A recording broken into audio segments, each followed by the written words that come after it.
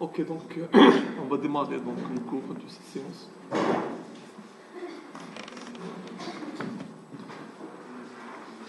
Jusqu'à présent, donc, on a vu comment programmer une page GSP, d'accord? Donc, soit avec des scriptlets en intégrant du code purement Java, d'accord? Et on a vu la séance dernière comment peut-on se débarrasser un petit peu du code Java en utilisant des actions GSP et des expressions de langage, expression language. Ok. Et donc là, avec ces deux technologies, on peut normalement se débarrasser un petit peu du code Java. Mais donc, reste quelques lacunes. D'accord? Des lacunes. Par exemple, si je vous donne une boucle, des conditions, je ne peux pas donc les faire avec ni des expressions de langage, ni avec des actions GSP. D'accord? Et donc là, la balise ou bien donc l'API GSTL, donc cette bibliothèque GSTL, va nous permettre de remédier à ce problème-là. D'accord? La GSTL, l'abréviation de Java Standard Tag Library. Donc, c'est une bibliothèque qui nous permet normalement de récupérer des balises. Donc, à travers des balises, je peux faire ce qu'on doit faire avec le langage Java traditionnel. Donc, c'est une bibliothèque proposée par Sun. Et en fait, c'est une collection qui regroupe des balises. Donc là, vous comprenez que le code Java, ça devrait être transformé en des balises. D'accord? Des balises pour qu'il soit en compatibilité avec les balises HTML. C'est une collection qui va regrouper des balises implémentant des fonctionnalités. Donc là, vous avez quelques fonctionnalités que vous ne pouvez pas faire avec des actions de GSP ou bien avec les expressions de langage. Et donc là, ça va compléter ces fonctionnalités. Comme par exemple les boucles, les tests conditionnels, le formatage de données, c'est-à-dire le format de données, les manipulations des données XML pour les échanges des données, etc. D'accord? Des choses qu'on ne peut pas le faire avec des actions GSP et les expressions de langage. Donc l'objectif c'est quoi? L'objectif est de permettre aux développeurs d'éviter l'utilisation du code Java, comme on vient de dire, dans les pages GSP, ainsi de respecter au mieux le découpage en couches recommandées par le modèle MVC. D'accord? C'est-à-dire quoi? C'est-à-dire que MVC, vous avez 3 couches. D'accord? Donc, nous sommes en train de voir la couche, c'est-à-dire le composant V, qui est le view. C'est ça le GSP. D'accord? Et donc là, pour respecter au mieux les recommandations de modèle MVC, on doit se débarrasser de tout ce qui est programmation. D'accord? C'est-à-dire là, dans le composant view, vous auriez en fait que des balises pour faire de l'affichage. C'est bon, c'est ça l'objectif? C'est rendre une page GSP sous forme des balises. D'accord? Il ne faut pas intégrer du code Java dedans. Donc c'est ça en fait l'objectif. Exemple, voilà, donc supposons j'ai une liste. D'accord? Ça, c'est du code Java à l'intérieur d'une page GSP. Ça, c'est des scriptlets. D'accord? Et donc là, j'ai une liste. Je devrais importer donc la liste depuis Java util list et Java util array list est égal à quoi? Request.getAttribute tirage par exemple. Vous avez une liste qui est passée en paramètre. C'est un attribut. D'accord? Qui est passé à travers par exemple une servlette. Et là, on récupère la liste. D'accord? On récupère la liste. Et pour pouvoir afficher les éléments de la liste, qu'est-ce qu'on doit faire? Donc, traditionnellement, on devrait faire une boucle. D'accord? For int i est égal à 0, i inférieur à list.size, i++. Et là, on met out.println list.getIn, n'est-ce pas? Donc ça, d'une manière traditionnelle. Si on veut normalement, si on veut réduire ce code-là et le faire sous forme de balise, à l'aide de GSTL, ben vous n'allez pas comprendre maintenant grand-chose, mais normalement, c'est en fait des choses qui ressemblent à ceci-là. Donc, normalement, vous avez une balise ici, c'est for each, var item, donc ici items, tirage, cout, value est égal. Vous voyez, donc là, le code il est un peu simple et plus lisible. D'accord? C'est un peu simple et plus lisible. Et donc, en fait, l'objectif de cette séance, c'est ça. C'est normalement de comprendre cette bibliothèque GSTL, comment transformer le code que vous avez, hein, surtout, donc, on va voir donc, le code basique, les boucles, les conditions, l'URL, l'affichage, etc. Donc, comment transformer ça en des balises. C'est bon? D'accord. Donc, on va rentrer dans les vifs des choses. On va voir de quoi cette bibliothèque est composée. Bon, la librairie GSTL est composée en fait de 5, si vous voulez, sous-librairies. D'accord? Elle englobe, d'accord, des sous-librairies. Donc là, vous avez le corps. Le corps, en fait, ça permet normalement de faire les choses basiques. D'accord? Comme des boucles, des conditions, l'affichage, l'URL, les importations, les redirections, etc. Donc ça permet de faire des choses basiques. Vous avez donc le format, c'est pour l'internationalisation, c'est normalement, c'est pour les données, donc pour la transmission, c'est-à-dire les formats des données qui sera transmise à travers le réseau, c'est-à-dire par exemple est-ce que vous utilisez donc le point dans le décimal ou bien virgule, est-ce que vous utilisez par exemple le format anglais dans la date ou la format française, etc., etc. Ça permet d'être géré par normalement cette librairie. Donc XML pour les échanges des données, d'accord, et pour accéder à des fichiers XML, SQL pour normalement des requêtes SQL, les bases de données, et function, des fonctions. Bon, les fonctions, ça permet surtout normalement, de faire le traitement sur les chaînes de caractères. D'accord? Les traitements sur les chaînes de caractères. Et donc là, la GSTL est composée de ces 5 composants-là. D'accord? Et donc là, pour chaque composant, pour pouvoir l'intégrer, on devrait passer une URI.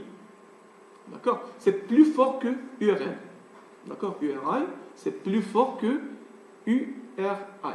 D'accord? Vous avez l'URL, vous avez l'URL, d'accord? URL pour la localisation, Resource Localization, donc pour la localisation des ressources.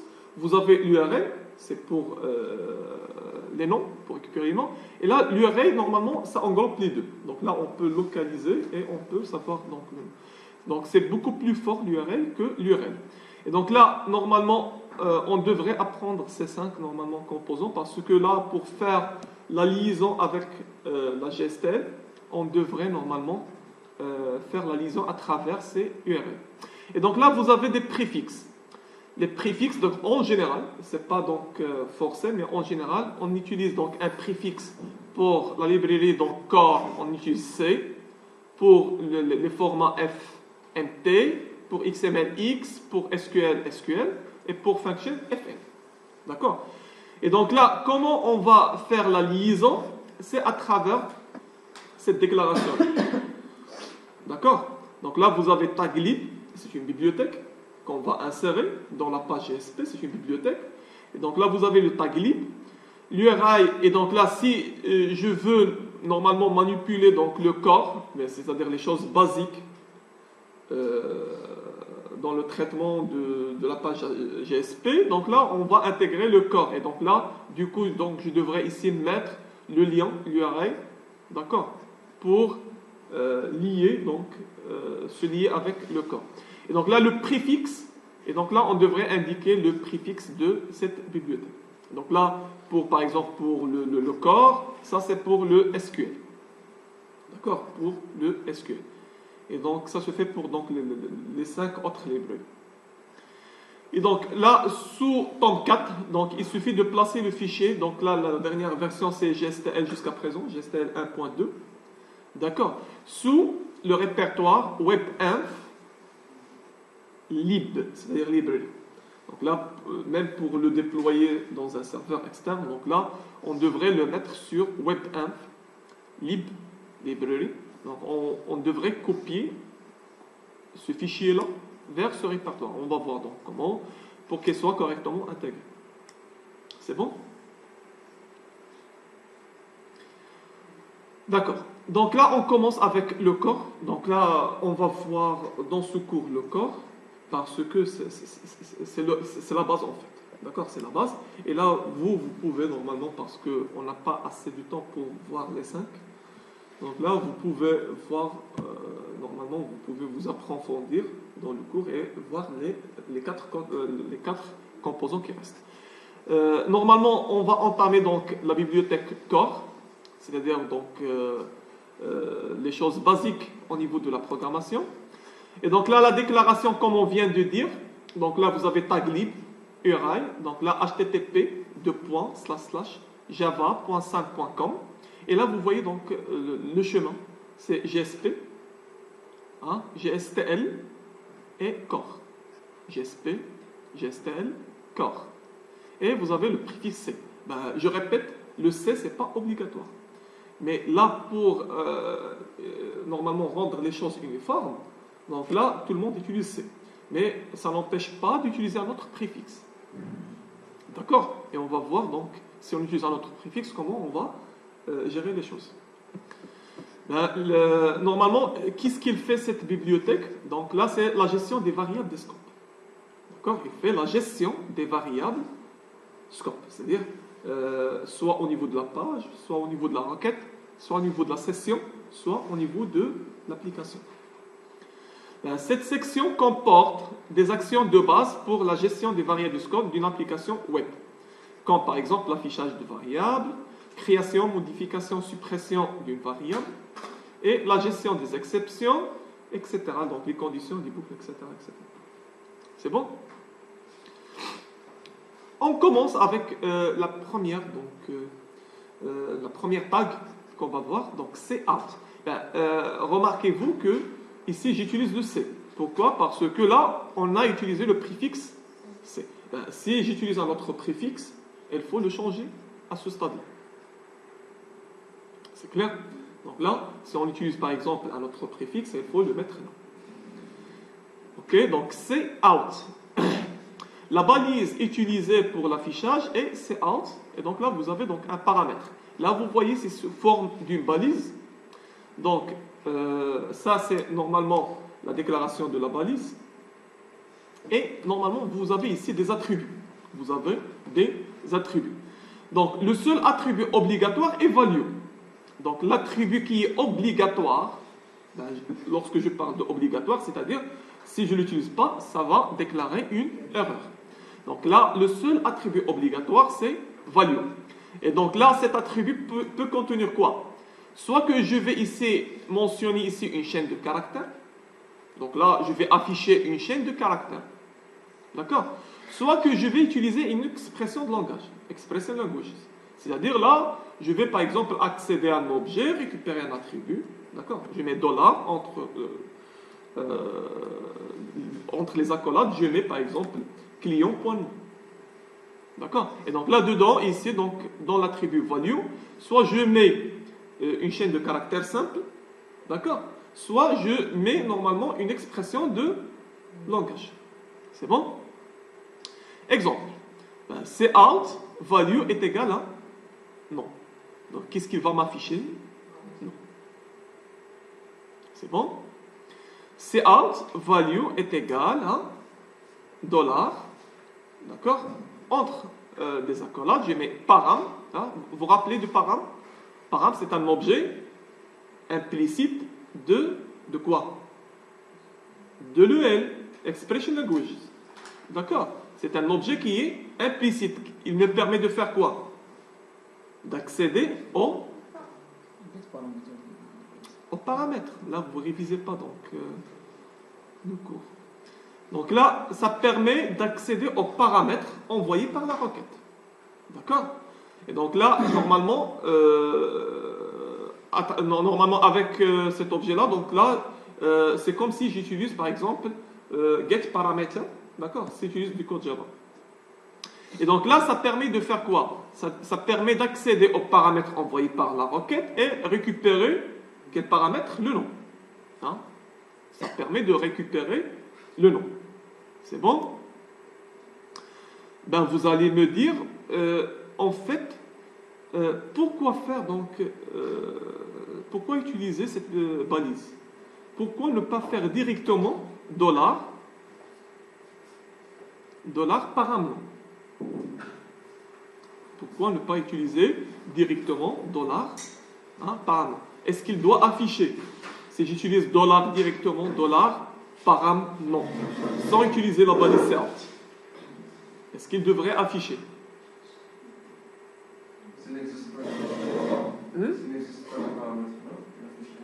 Il n'affiche rien.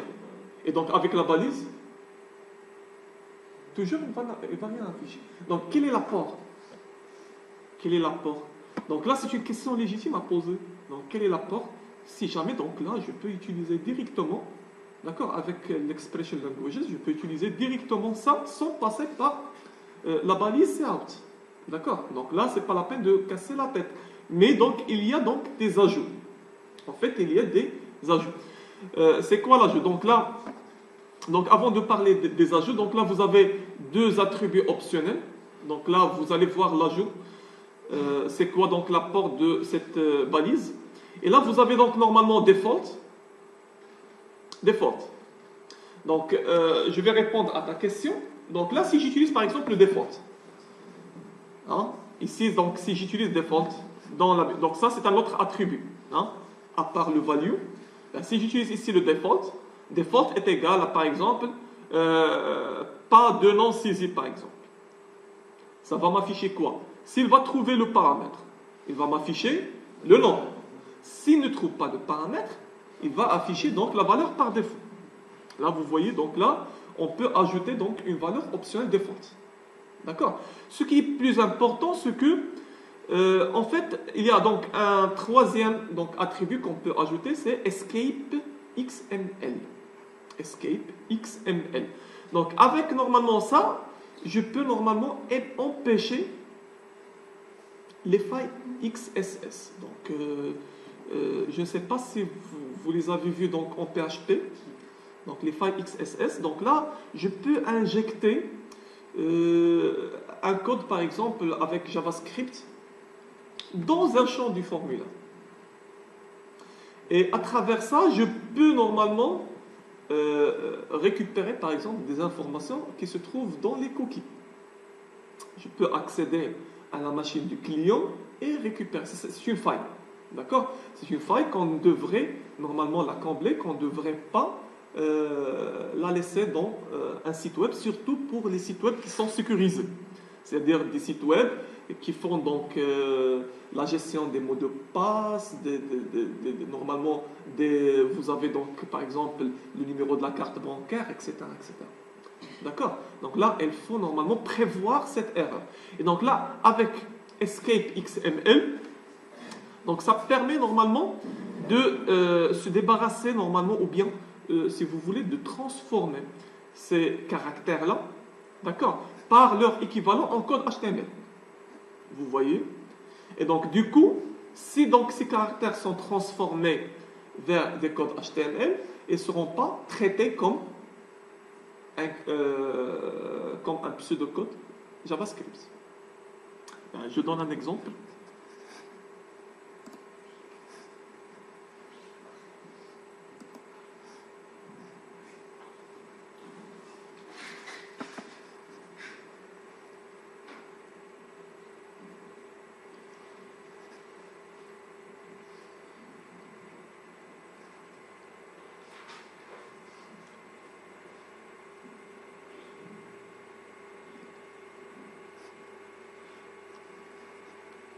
Donc la faille XSS, c'est parmi donc les failles qu'on devrait toujours donc l'éviter.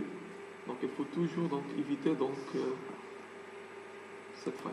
Et donc là je vais toujours utiliser donc le projet test qu'on a fait donc l'autre fois. Voilà donc Donc la servlette.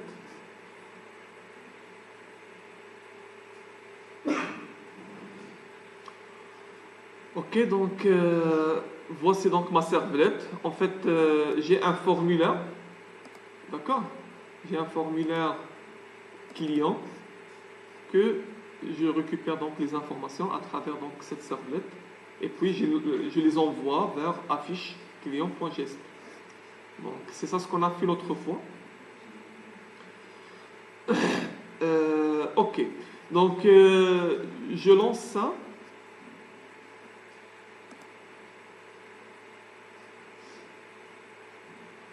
Donc là je lance le serveur. Je lance le serveur.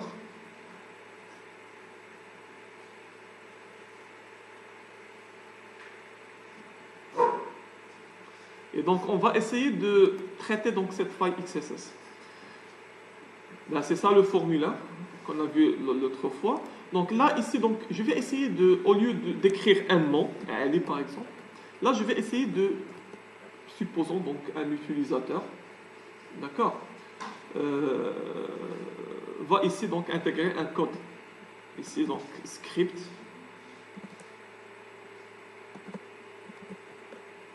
D'accord. Et donc là je mets donc alerte par exemple. Alerte. OK par exemple. Et donc là je ferme le script.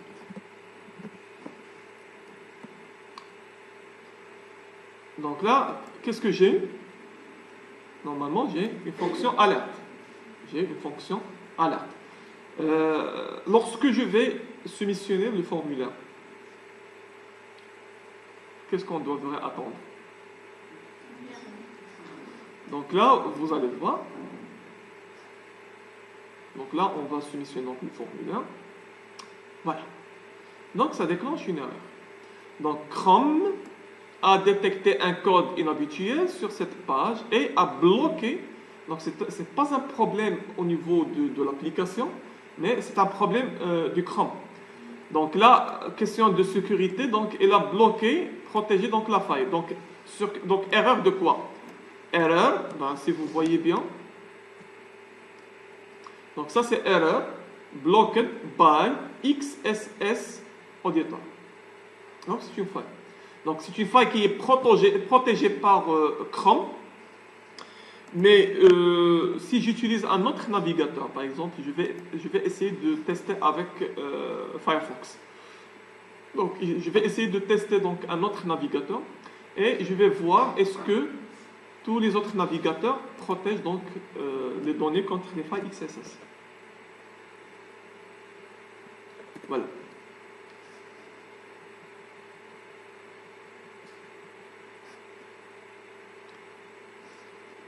Donc, en attendant, donc, je vais essayer de copier ce code-là pour ne pas le répéter. Voilà. Et donc là, je vais toujours, donc, je vais passer le script ici. Et donc là, je vais enregistrer le client. Qu'est-ce que vous voyez? C'est pas protégé contre les failles XSS. Et donc là, le plus important, c'est quoi? Ce qu'elle a interprété. Donc, elle n'a pas directement envoyé les données telles que, mais elle a interprété le code passé donc, comme paramètre. Là, vous voyez? Et donc, à travers là, donc, je peux, normalement, même utiliser donc, des fonctions pour lire des cookies à l'intérieur. Donc, j'imagine que un client ou bien un utilisateur va saisir donc une fonction qui permet par exemple d'accéder à tous les cookies et de récupérer leurs valeurs. D'accord? Et donc là, c'est une faille qu'on devrait protéger notre site contre cette faille. C'est clair? Donc, pour remédier à ce problème-là,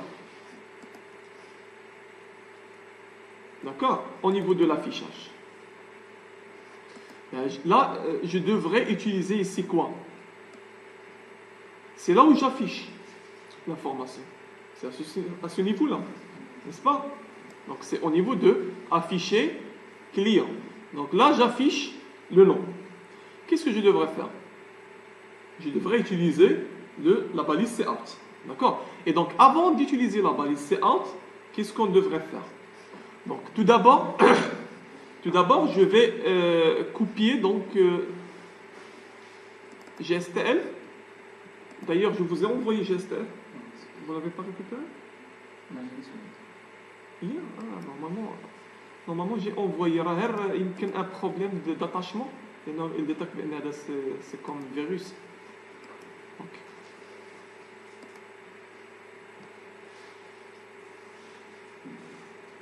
D'accord. Et donc là, je vais copier donc la GSTL. Je vais copier la GSTL. Et je vais la mettre où? Au niveau de WebInf, lib. D'accord? Donc là, bouton droit. Et je mets ici paste. Voilà, GSTL. D'accord? Donc c'est question de copier-coller. Donc là, je le mets au niveau de WebInf, lib. Et donc là, avant, je devrais déclarer. Comment on déclare, si vous vous rappelez? Donc là, ici, donc c'est tag lib. D'accord? Donc ici, c'est arrobas avant. Donc là, vous avez tag lib. Qu'est-ce que vous avez donc là? Le paramètre URI. Et donc là, vous avez donc http et donc là, vous avez java.san.com. Donc slash, vous avez GSP, GSTL, et donc on va utiliser core. Vous avez le préfixe. Donc là, on utilise C. C'est bon? Donc là, qu'est-ce qu'on a fait? On a établi le lien entre la page GSP et la bibliothèque GSTL. D'accord?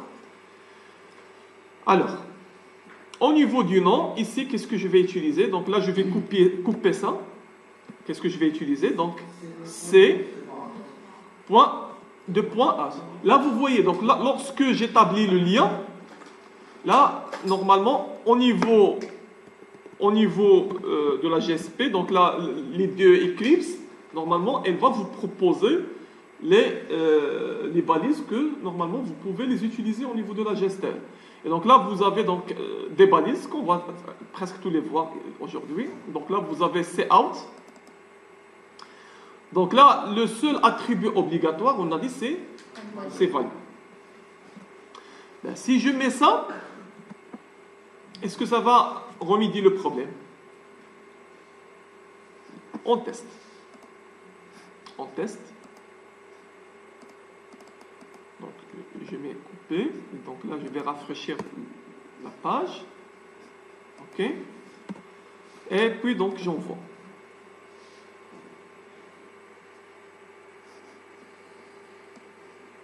Vous voyez? D'accord?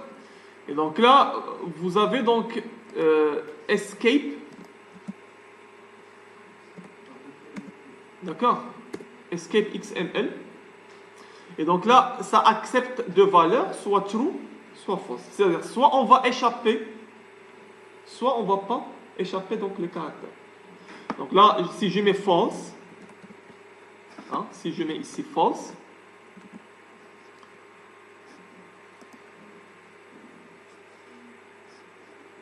l'erreur persiste. D'accord? C'est-à-dire qu'elle n'a pas su échapper, donc surtout les chevrons et les slash et les anti-slash. D'accord? Et donc là, par défaut c'est à true. Donc même si normalement vous ne mentionnez pas cet attribut, par défaut c'est true. D'accord? Donc là, soit on le met d'une manière explicite, soit on ne le met pas. Donc par défaut c'est true. Et donc là, on va essayer de faire. Ah, vous voyez. Donc là, généralement, il n'y a pas de problème si on utilise donc là. Et donc là, vous voyez donc l'intérêt d'utiliser donc le cout. D'accord? C'est bon? Il n'y a pas de questions? Ok. Donc on passe.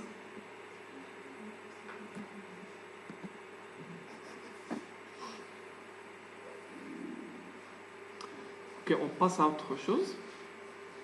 Et donc là, comme on a dit, donc normalement c'est par défaut c'est à true.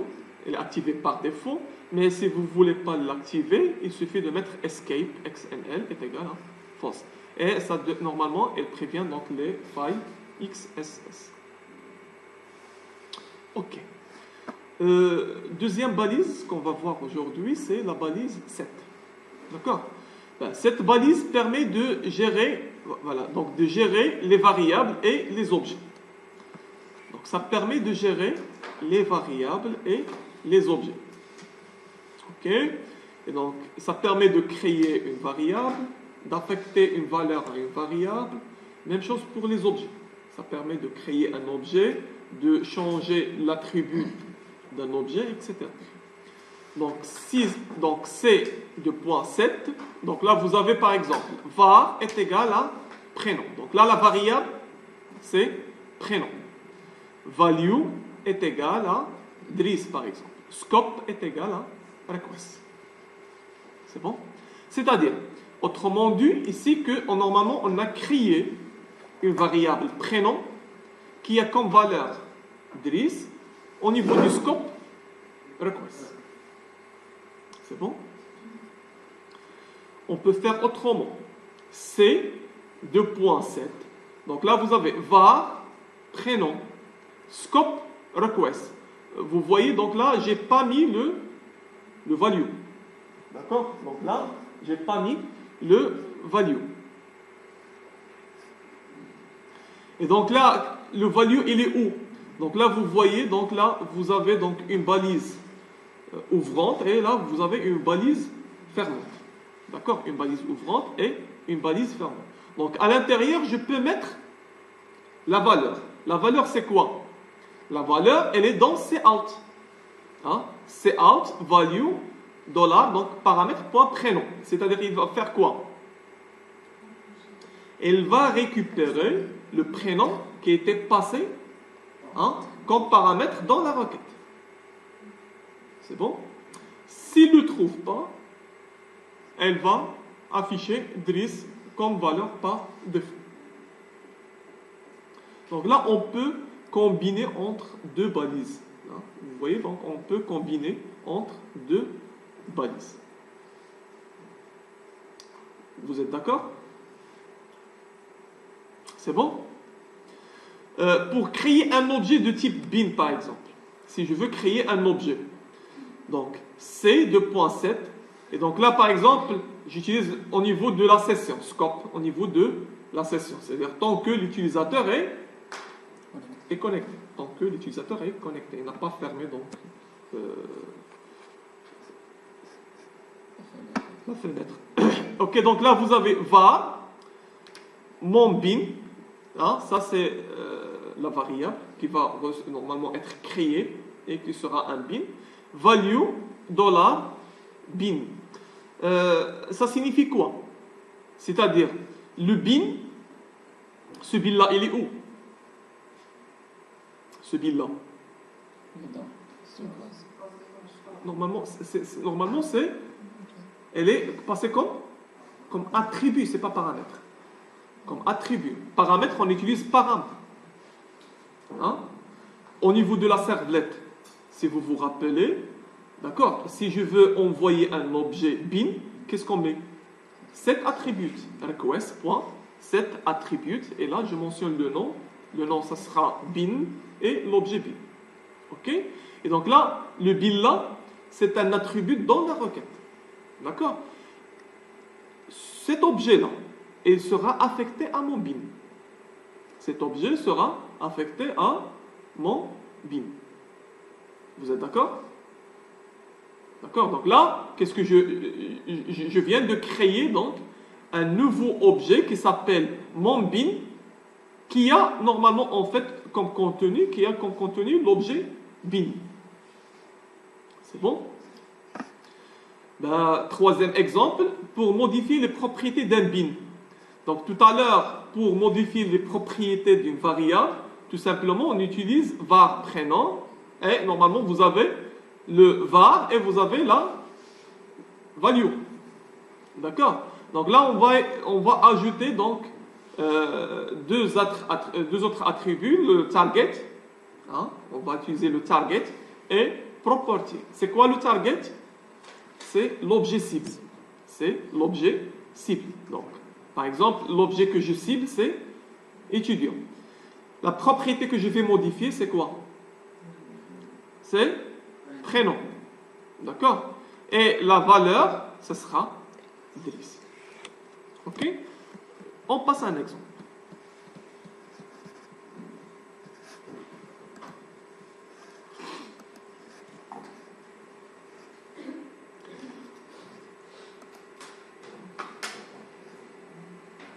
Par exemple, vous avez donc comme attribut, vous avez client. Vous avez comme attribut, vous avez client, qu'on passe en paramètre de la requête. Vers quelle page? On le passe vers affiche client. Vous voyez donc là, ici, donc c'est affiche client. Dispatcher, get request dispatcher, et là le chemin c'est affiche client.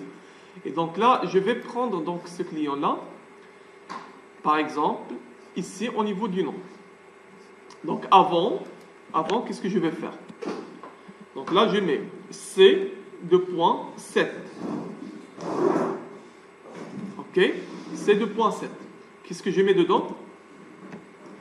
Donc là, je cible quel objet? Client. Donc là, j'utilise target.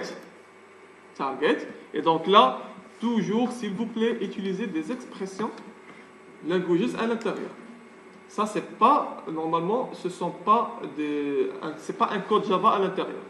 D'accord? Donc il faut utiliser les EL pour pouvoir accéder à un objet. D'accord?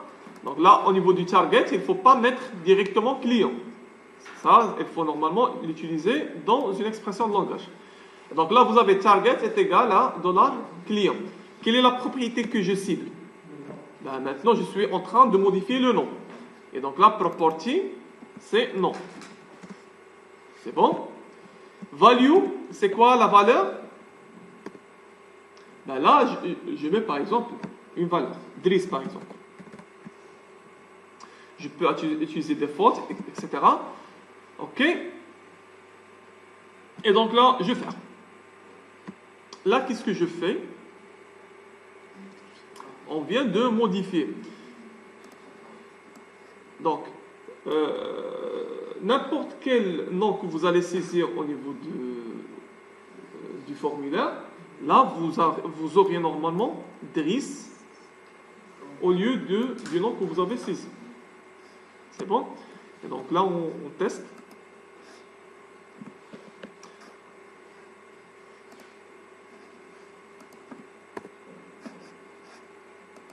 Là, je mets par exemple Mohamed, par exemple.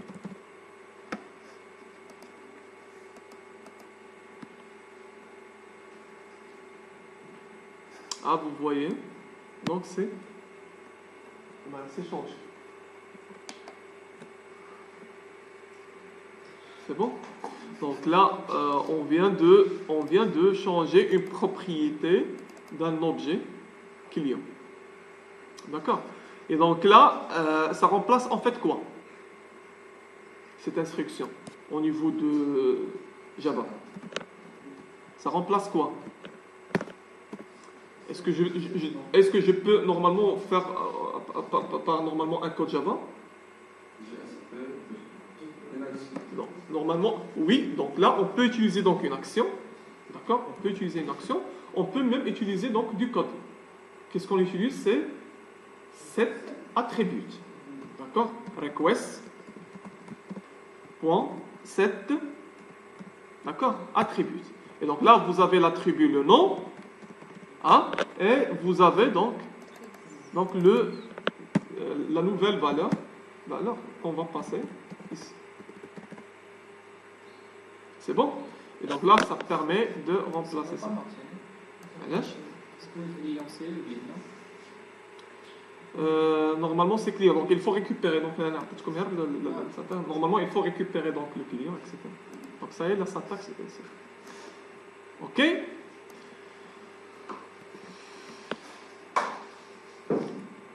Donc, je reviens sur l'exemple de tout à l'heure. Donc, on a vu donc la balise C8, C7. Donc, avec C7, donc, on peut voir même...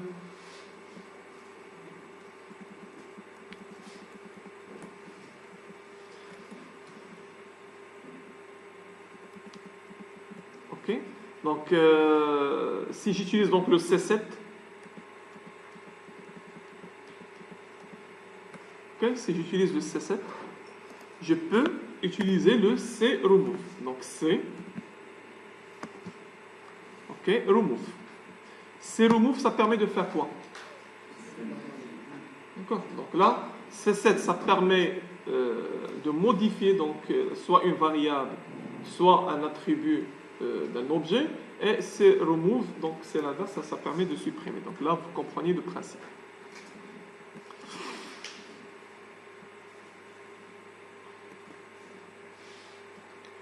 Voilà. Des conditions. Donc avec les actions, je ne peux pas faire des conditions. D'accord. Donc la séance dernière, on a fait les actions. D'accord. Et on n'a pas pu gérer les conditions ni les boucles. D'accord. Des choses qui sont en fait obligatoires pour faire des tests et pour faire donc boucler sur des corrections, des tableaux, etc. Et donc là, vous avez le CIF et le CCHOOSE. OK.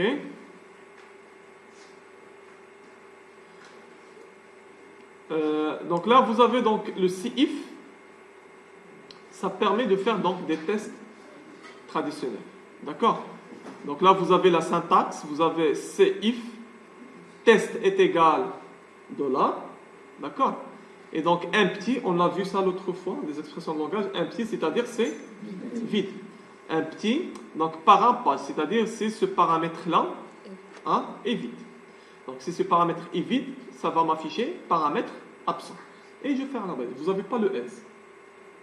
Vous n'avez pas le else. Donc là, vous avez le CIF et vous fermez donc normalement la balise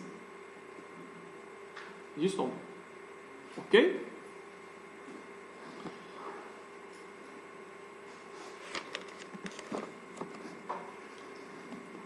On va tester. Ben, j'enlève ça, les deux instructions.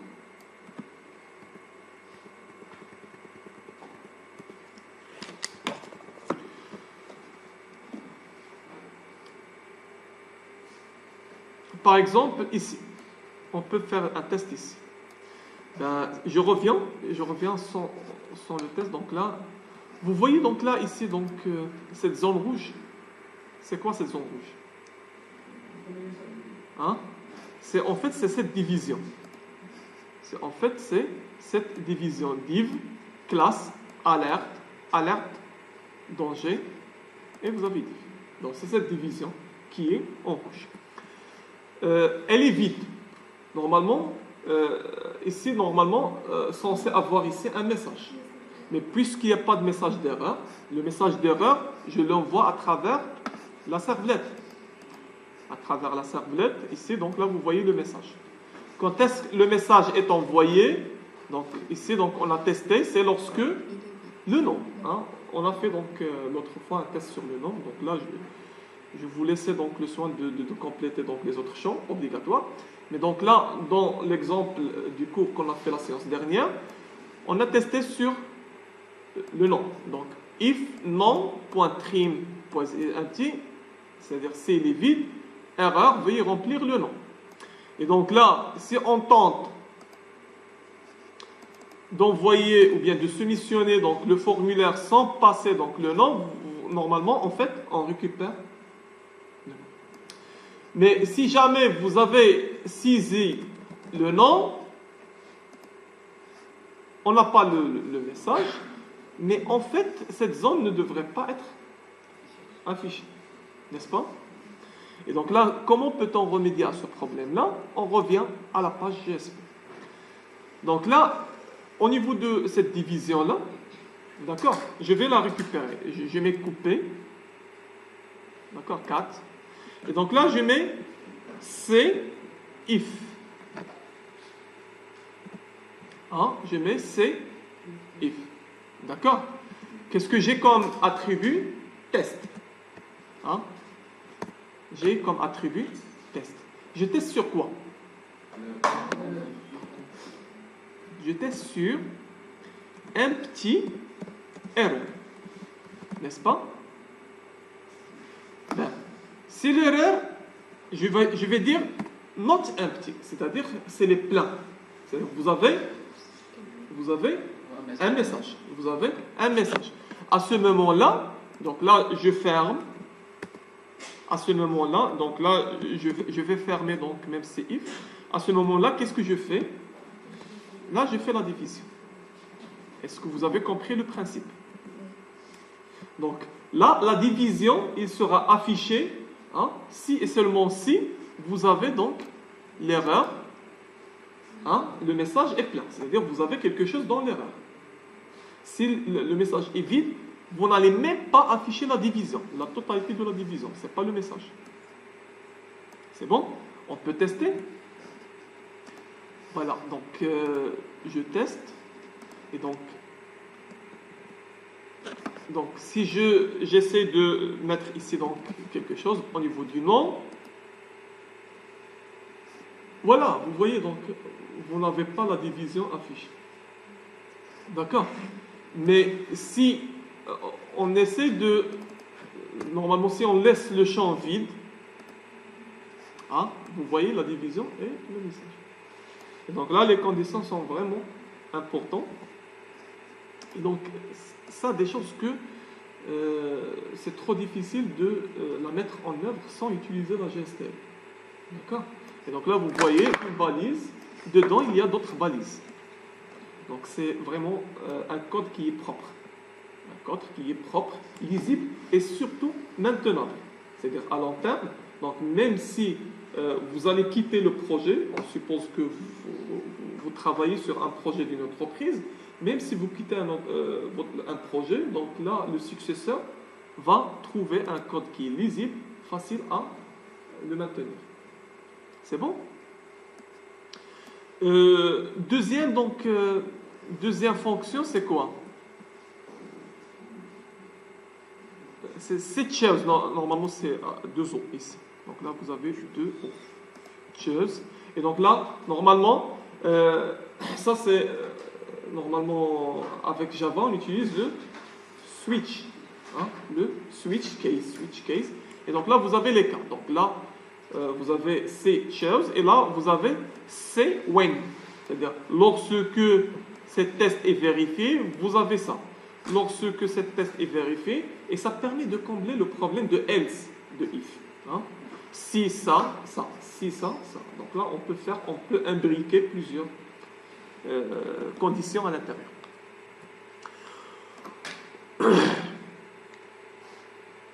Ok, donc je vais par exemple, on va changer ça.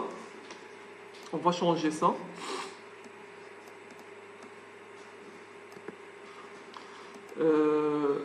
D'accord, donc je vais prendre ça.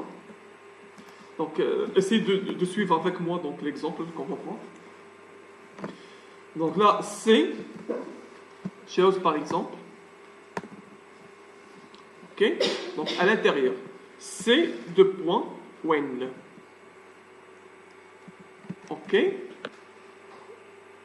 Donc là, lorsque quoi? Lorsque, donc là je teste sur un petit, toujours erreur.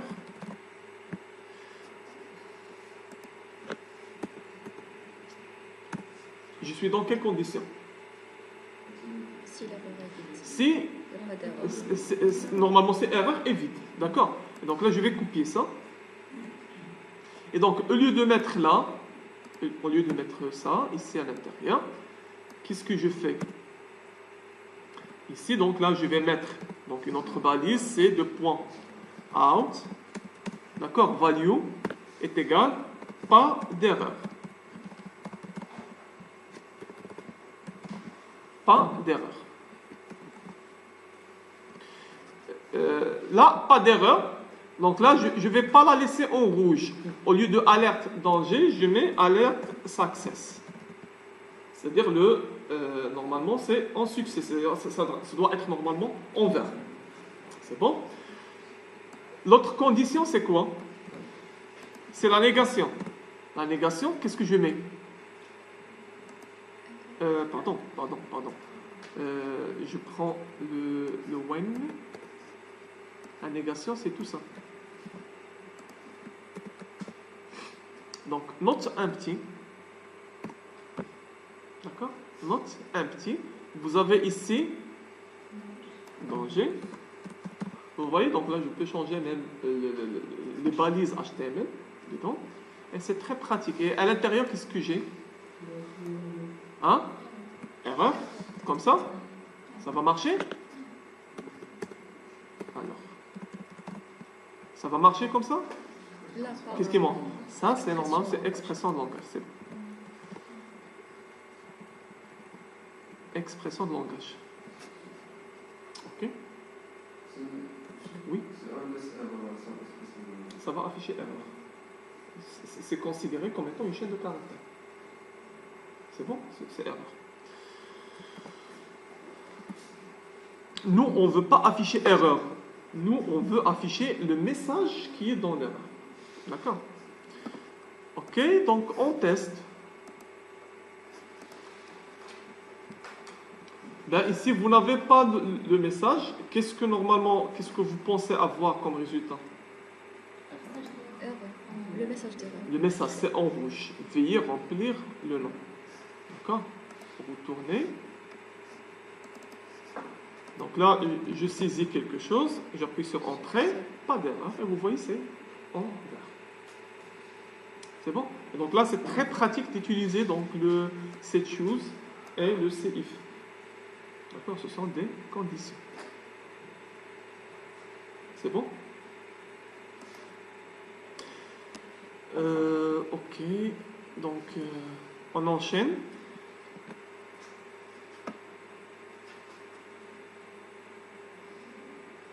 On enchaîne.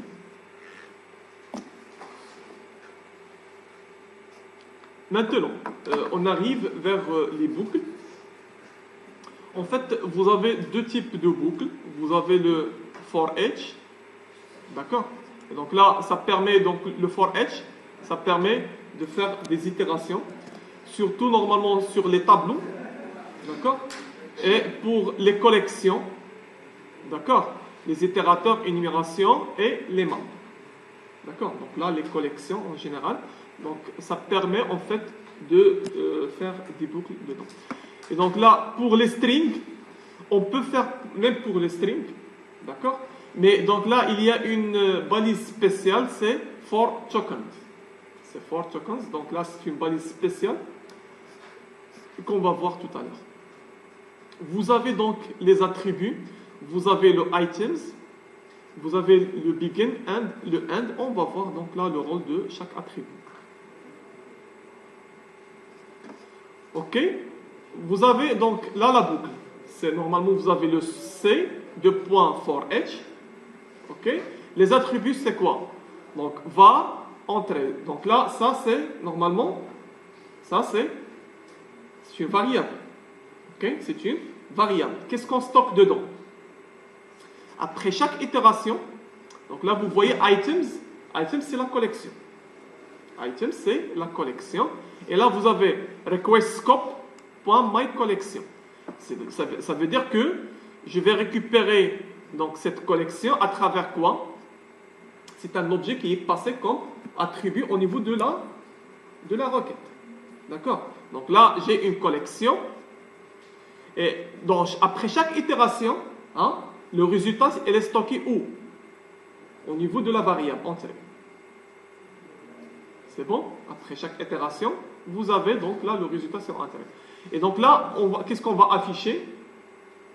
C'est $entrée. C'est-à-dire, je vais afficher ce qui est là. C'est bon? On prend un exemple pour comprendre.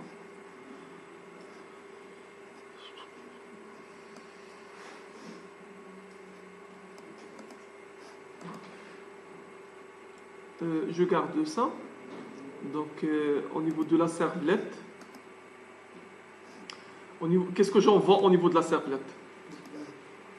Qu'est-ce que j'envoie? Un objet client. Un objet client, il est composé de quoi? C'est un bin, hein? C'est un bin, d'accord? Donc, il est composé de 5 champs. Donc, le nom, le prénom, l'adresse, téléphone, email.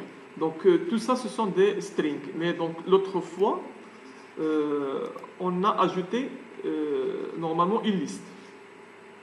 D'accord? Ben, supposons que cette liste, elle est envoyée. Hein? Elle est envoyée. Comment je peux, par exemple, afficher, hein, au niveau de la page affiche client, j'affiche les éléments sélectionnés. Hein? On a ici un multiple choix multiple ici. Donc, comment je peux afficher les éléments? Ça, c'est quoi? En fait, c'est une collection. Hein? C'est une collection. D'accord? Vous avez plusieurs éléments dans la liste. Comment je peux, lorsque je clique sur enregistrer le client, est-ce que normalement ça va être passé dans la page GSP, affiche client? Pourquoi? On ne l'a pas récupéré au niveau de la servlet. Mais en fait, elle est passée comme étant un paramètre. Parce que ça, c'est quoi? Normalement, la liste, c'est quoi? C'est un élément du formulaire. Lorsque je soumissionne donc le formulaire, automatiquement, tous les champs sont envoyés dans la requête. D'accord? D'une manière implicite. Au niveau de la requête, HTTP. Est-ce que c'est bon? Est-ce que vous comprenez ça?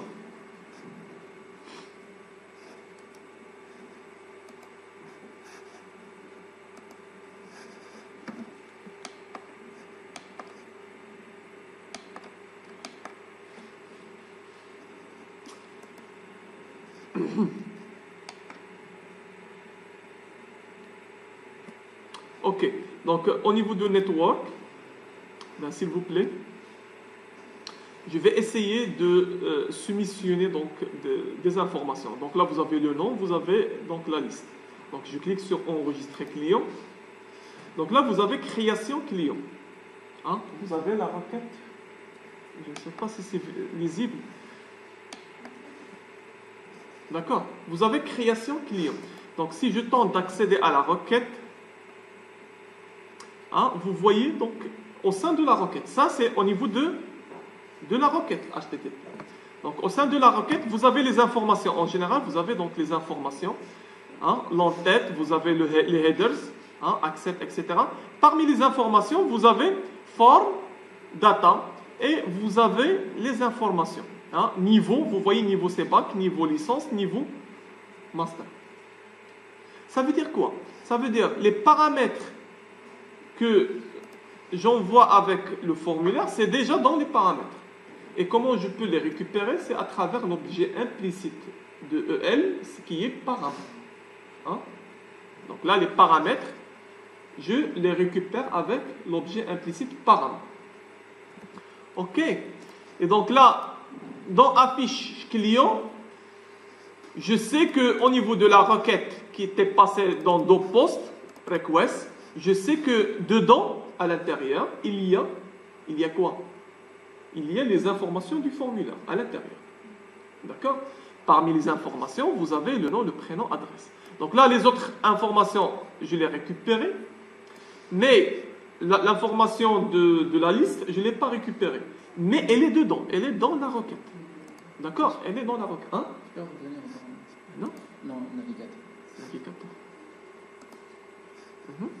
Dans Création client. Dans format data. D'accord, donc je vais essayer d'agrandir.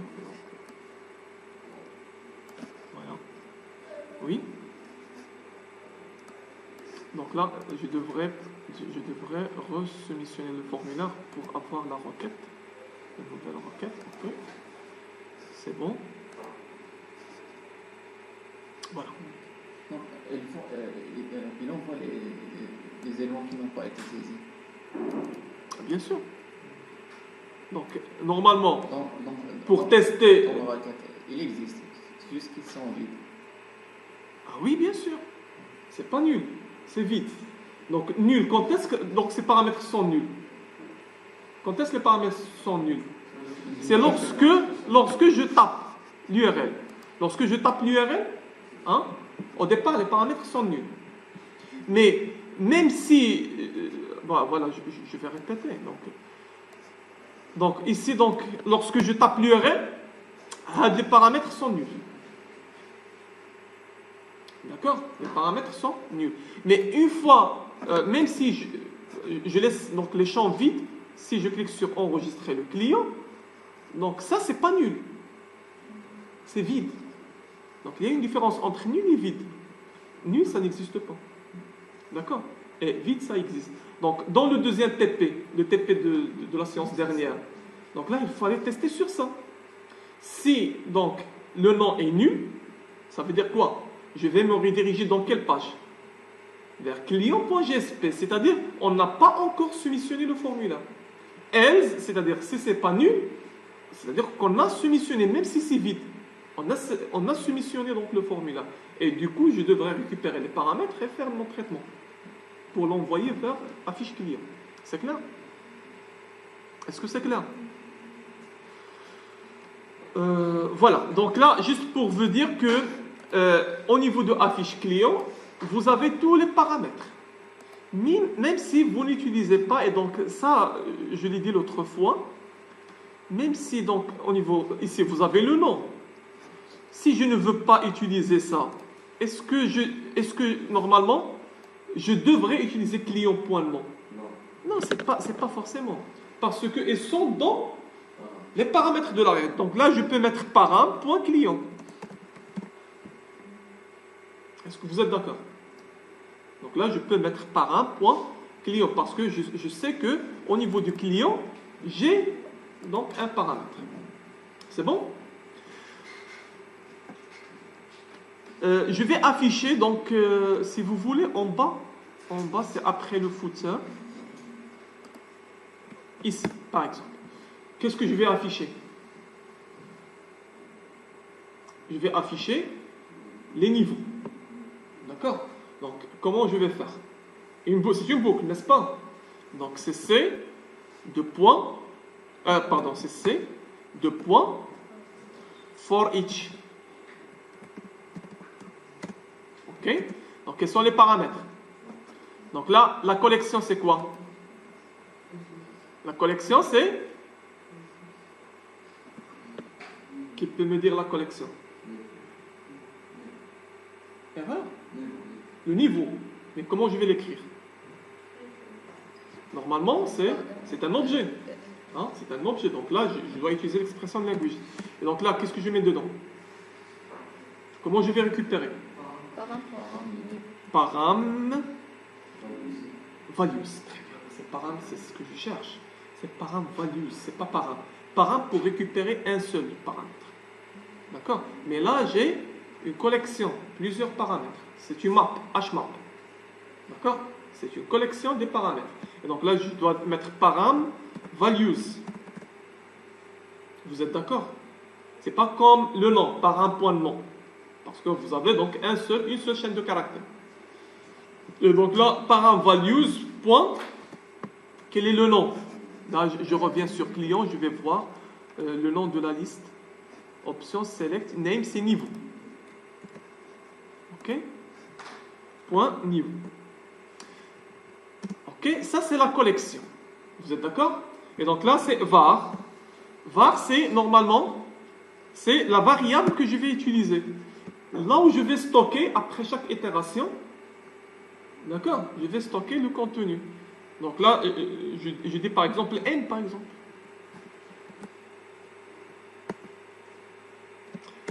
Je ferme. Donc, qu'est-ce que je vais afficher? Donc, c'est de point out pour prendre l'habitude d'utiliser donc les bibliothèques, les balises donc GSTL. Donc, c'est point out value. Et qu'est-ce que je vais afficher? C'est pas n. Enfin, si je fais ça, c'est une chaîne de caractères. C'est $n. D'accord? C'est $n.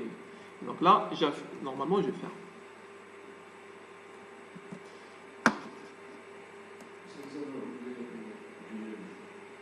Au niveau for each. Ah oui, oui, tout à fait. Tout à fait, c'est bon. Ok, donc on teste. Je vais sélectionner par exemple bac licence. Enregistrer. Vous voyez en bas, c'est bac licence. Donc vous pouvez combiner, donc là si vous voulez, vous pouvez mettre BR si vous voulez pour le retour à la ligne. Il n'y a pas de problème, il n'y a pas de confusion. D'accord? Il n'y a pas de confusion bac licence. Donc là il n'y a pas de confusion entre les balises GSTL et les balises HTML. Donc là on peut mélanger donc les deux. Il n'y a pas de problème. Ok? Je vais ajouter deux autres attributs. Je vais ajouter le begin, d'accord, et le end. Le begin et le end. Begin, c'est-à-dire ça commence de 0 jusqu'à 1. Ça veut dire quoi de 0 jusqu'à 1? C'est-à-dire il va m'afficher uniquement les deux premiers éléments. Les deux premiers éléments. D'accord, il va m'afficher uniquement les deux premiers éléments, c'est-à-dire l'élément 0 et l'élément 1. Et donc là, puisque j'ai 2, ça va pas changer, mais je suppose que je vais sélectionner donc, par exemple, les 4. Là, vous voyez, donc il m'affiche que les deux premiers éléments. C'est bon? Ben là, vous avez le step, c'est-à-dire le pas, si vous voulez donc incrémenter un 1 ou bien un 2, etc. Et vous avez donc le var status. Et donc là, var status, ça permet normalement d'enregistrer normalement les contours, d'accord, et l'indice en cours des attributs, de l'itération, pardon. Donc là, vous avez var status, je vais mettre statut, par exemple. Et donc là, qu'est-ce que je vais mettre? Donc, je vais mettre C de point out value est égal. Hein. Donc là, je vais utiliser le... Je ferme pour ne pas oublier. Ok, qu'est-ce que j'utilise dedans? L'objet statut. D'accord? Statut point. Et donc là, dans le statut, il y a plusieurs donc, paramètres. D'accord? Que je peux utiliser. Donc là, parmi les paramètres, vous avez le index, count. D'accord? Ainsi de suite. Et donc là, je mets par exemple l'index. Ok? Je peux même utiliser donc ici n.value parce que en fait c'est une hmap. Vous avez clé valeur. Ben, plutôt donc là je commence avec clé. Ah, non, normalement c'est pas ça. Donc là je vais normalement rafraîchir la page. Doug licence.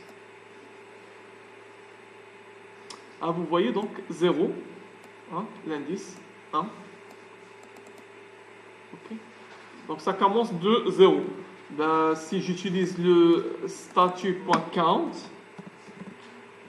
ça doit commencer avec 1. Là, ça commence de 1, etc. Donc il compte. 1, 2, 3, 4, 5, etc. D'accord? Donc là, c'est un élément qui est optionnel. C'est justement pour avoir des informations sur la boucle. D'accord? Pour avoir des informations sur la boucle. Donc là, c'est un élément qui est optionnel.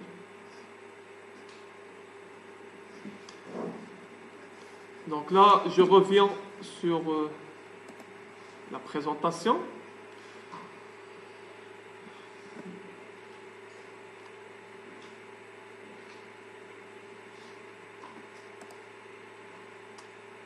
Donc là, vous avez donc ici donc, une collection, big and zero, donc on a vu ça. D'accord? De 1 jusqu'à 10, ok? Param, par exemple. Donc, cette dernière boucle, qu'est-ce qu'il fait? C, de point, for each, var est égal à P, items, param. Param, c'est quoi? Ce sont les paramètres de la requête. Hein, le paramètre $. Donc là, vous avez P.key, parce que ça, c'est HMAP, key valeur. D'accord? Key value. Donc là, c'est le paramètre P.key vaut P.value. Donc là, avec cette boucle, je peux savoir tous les paramètres qui ont été passés, qui existent dans la requête. D'accord? Donc là, avec cette boucle-là, c'est pas la peine de reproduire le code, je vais juste copier la boucle. Je vais juste copier la boucle. Donc, juste après ici, qu'est-ce que j'affiche? J'affiche les paramètres. For each P, item c'est param. Voilà. J'affiche les paramètres. Donc là, je vais voir tous les paramètres qui se trouvent. Voilà. Donc, le paramètre adresse vaut téléphone, le nom, le prénom, le niveau et email. Vous remarquez, donc, niveau, c'est un seul paramètre, mais en fait, c'est une collection dedans. Hein, pour accéder, donc, je dois utiliser param values.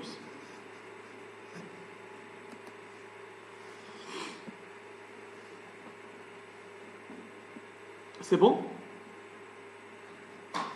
Jusque-là, c'est bon?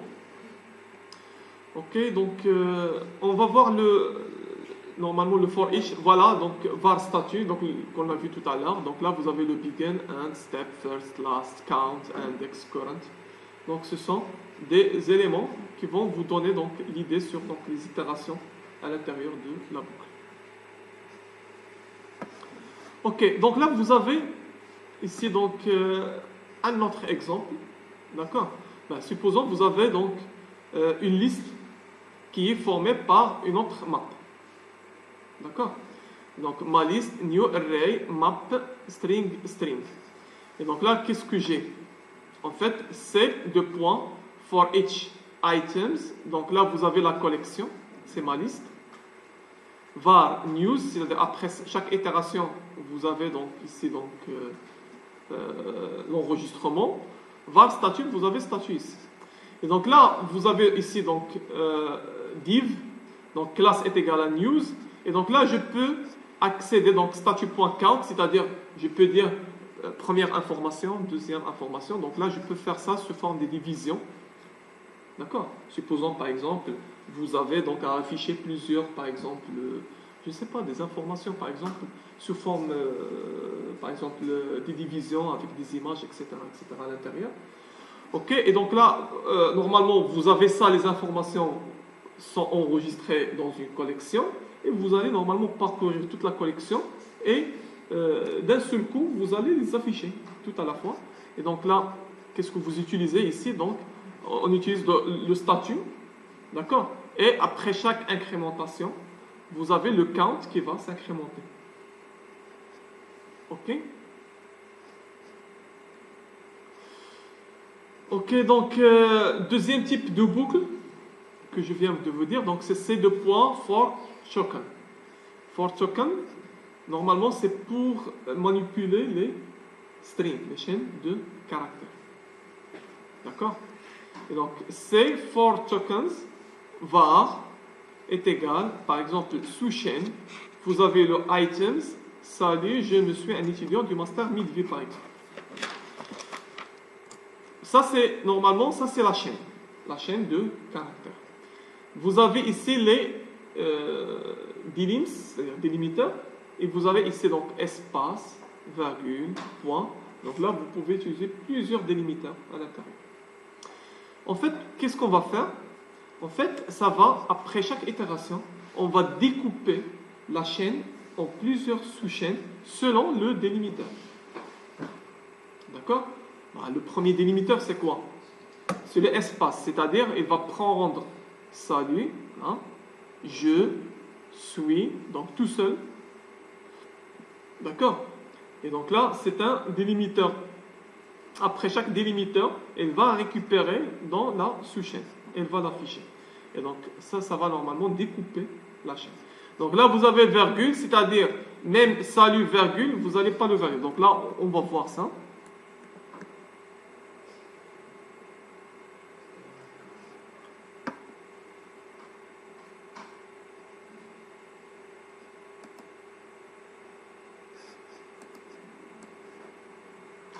Ok, j'enlève ça.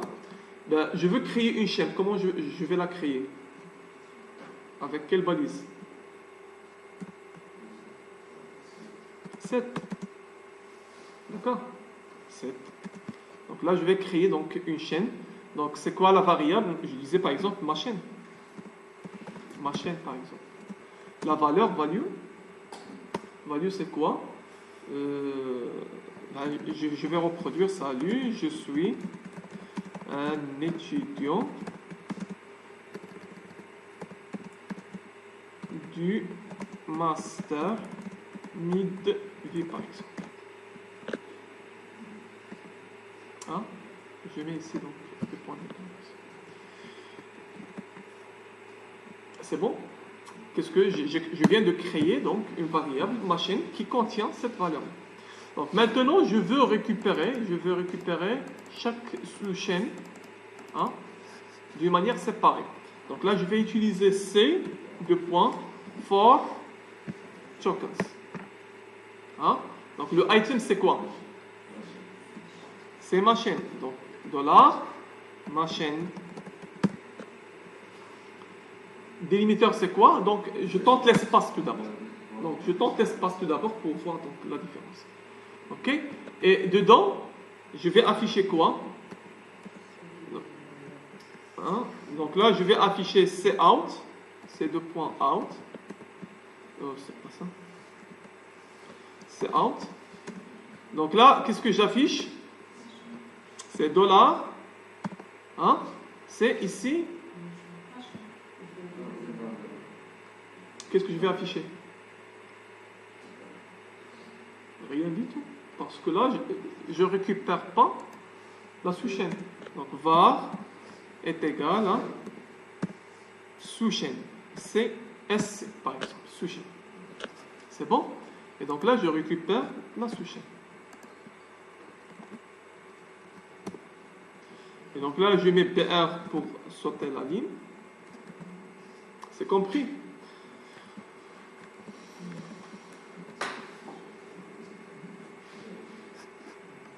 Vous voyez, donc là, salut, je suis, donc là, on la récupère. Mais vous voyez donc ici, donc la virgule. Parce qu'on n'a pas séparé par des virgules, par des points. Ben, si j'utilise ici un délimiteur point, ça va séparer mid-vie par rapport à ces 3 points d'exclamation. Donc là, si j'utilise, donc là, je peux utiliser par exemple virgule, point, ça va séparer les choses. Même le point d'exclamation, les 3 points, donc là vous avez c'est bon?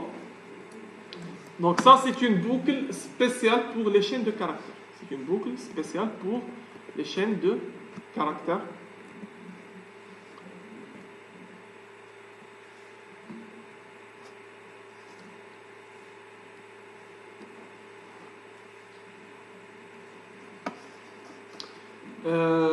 D'accord, une autre balise, c'est CURL. CURL. Toutes les balises qu'on va voir aujourd'hui, d'accord, on va les utiliser dans le 3e TP.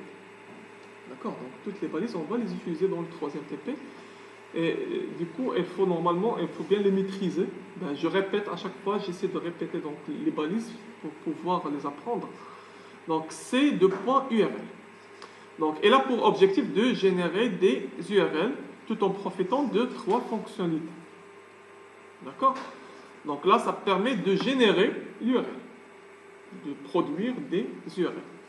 Donc, ajouter le nom du contexte. C'est quoi le nom du contexte?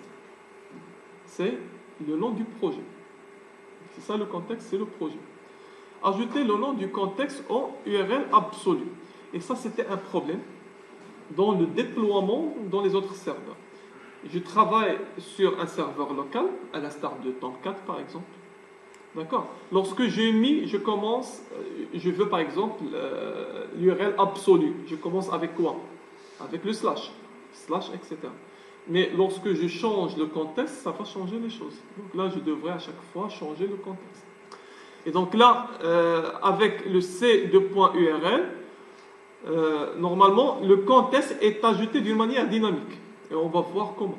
Donc le contexte est ajouté d'une manière dynamique. Deuxième fonctionnalité, c'est de pouvoir réécrire l'adresse pour la gestion des sessions. Ben, lorsqu'on va voir les sessions après, lorsqu'on verra les sessions après, les sessions, comment fonctionnent? J'imagine que vous avez quand même une idée. Hein?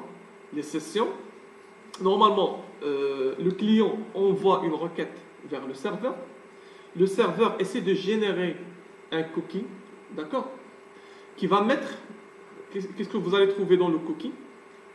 Vous allez trouver, d'accord, le nom de la session, le ID de la session qu'il a généré pour ce client, qu'il va l'envoyer vers le client. La prochaine fois que le client envoie la requête, d'une manière implicite, elle envoie le cookie avec. C'est ça pour pouvoir, normalement, établir le lien entre le client et le serveur. Pourquoi? Parce que le protocole HTTP, c'est un protocole dit d'état. C'est-à-dire, une fois que le client ou bien le serveur répond à la requête du client, il oublie le client. Lorsque j'envoie une requête au serveur, il va me répondre. Au moment qu'il va m'envoyer la réponse, il va m'oublier.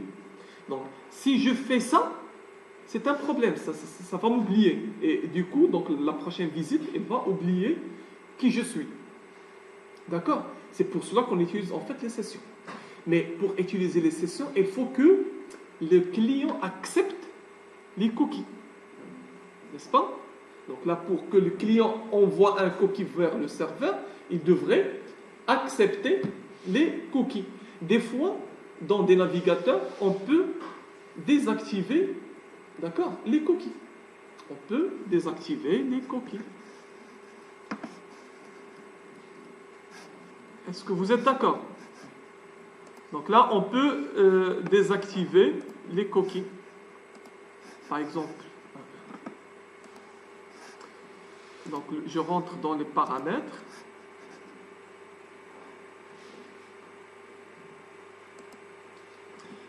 Je mets ici cookie. Paramètres de contenu. Et là, vous avez cookie. Ah, vous voyez, c'est déjà bloqué. Hein? Donc, si je veux accepter des cookies, je devrais activer ça. D'accord? Et donc là, des fois, pour gérer les sessions, et normalement, le client désactive les cookies, donc il y a donc un moyen très efficace pour le faire, c'est de générer les URL à travers ces deux points URL. D'accord? C'est de les générer à travers ces deux points URL. Donc, ça, on va le voir tout à l'heure. Et donc, troisième fonctionnalité, c'est encoder les noms du contenu des paramètres et le contenu des paramètres. D'accord? Et donc là, par exemple, dans les paramètres, vous avez donc, par exemple, des chevrons, ouvrants, fermants, des anti-slash, etc. Donc, ça va encoder les paramètres pour ne pas générer des erreurs par suite. Et donc là, à travers ces URL, donc, je peux bénéficier de ces trois fonctionnalités à la fois. Ok, donc là, je peux dire A href de point, et donc là, je mets donc, je vais agrandir pour voir les choses. Donc là, je peux mettre A href, d'accord, C de point URL, value test.jsp. Là, vous remarquez donc là, la balise, elle est à l'intérieur de A href. Parce que C de point URL, ça permet de faire quoi? Ça permet uniquement de générer le lien. Hein? Ce n'est pas créer le lien, c'est de générer. C'est-à-dire sous forme d'une chaîne de caractères. C'est bon? Et donc ça génère le lien.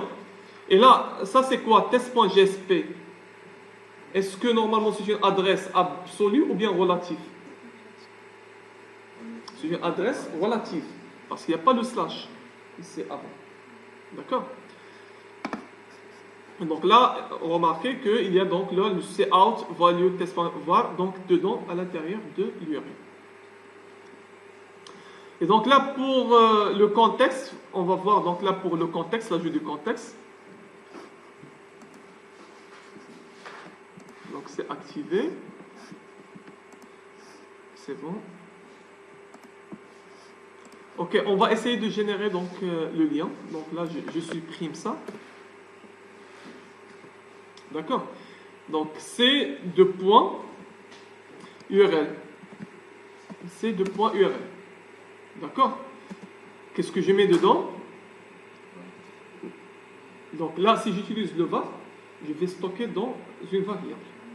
Donc là, je ne vais pas la stocker, je vais utiliser value. Hein? Value. Et donc là, je vais créer un lien vers menu.gsp. Donc c'est menu.gsp. C'est une adresse relative.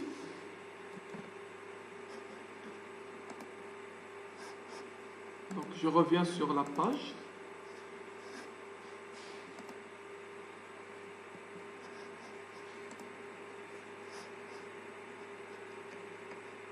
Ben, vous voyez déjà menu.gsp et là vous avez GSessionID et là générer ça. Pourquoi? Parce que je crois que les cookies sont d'accord, donc autorisés à enregistrer, à lire les données depuis le cookie. Donc si je le ferme et je le réactualise, ça va afficher ça. Si j'active,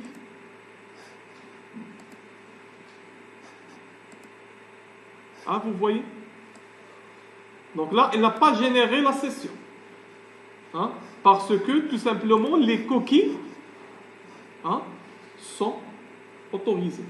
Les cookies sont autorisés, c'est-à-dire que le lien c'est quoi? Ça sera après, donc là, lorsque tu cliques sur le lien, c'est une requête. C'est une requête HTTP, et donc là, le ID de la session, il sera passé à travers la requête elle-même. D'accord? Parce que normalement, les cookies sont activés. Si les cookies sont désactivés, il n'y a pas de moyen pour passer les cookies dans la requête. Alors là, vous allez trouver ici le GSession ID. L'ID de la session, et c'est ça l'ID de la session. Est-ce que vous avez compris?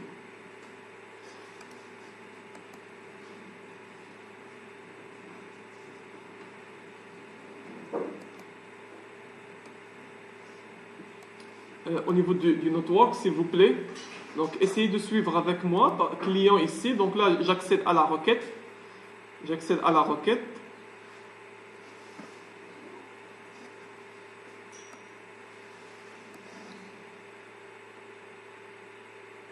ah voilà, cette cookie, vous voyez le set cookie, ben, si vous avez fait le PHP, vous avez la fonction set cookie. Donc cette cookie, GSession ID, et vous avez ça.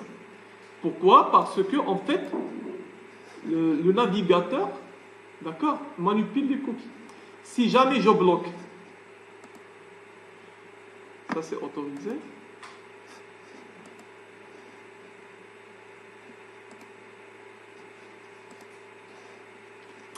D'accord? Donc, si c'est bloqué, en fait, on ne va pas envoyer, vous n'auriez pas ça dans la requête. C'est bon? Et du coup, qu'est-ce que je devrais passer pour que le serveur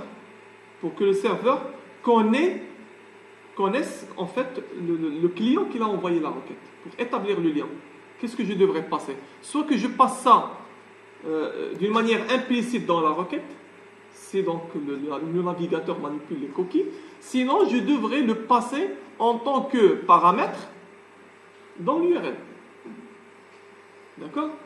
Donc là, j'ai deux possibilités. Soit je le passe en tant que paramètre dans l'URL, soit qu'il est passé en tant que cookie à l'intérieur de la requête. C'est bon? Ben, pour les sessions, on va y revenir après, on va y revenir. Et on va en parler donc dans un cours. Mais donc là, juste pour comprendre que vraiment, ces URL, c'est une balise qui est très puissante qui permet de générer ça d'une manière dynamique. Ben, le contexte, c'est quoi le contexte? Là, je dis contexte. Si jamais j'utilise ça, ça veut dire quoi? Le slash. C'est une adresse absolue. Et si c'est une adresse absolue, c'est quoi le contexte de notre application? C'est test. C'est test ici. D'accord? Ça, c'est test. Et donc, si j'ajoute ça, c'est-à-dire automatiquement, l'URL, vous auriez normalement test et slash menu. C'est-à-dire le contexte il sera ajouté au lien d'une manière dynamique.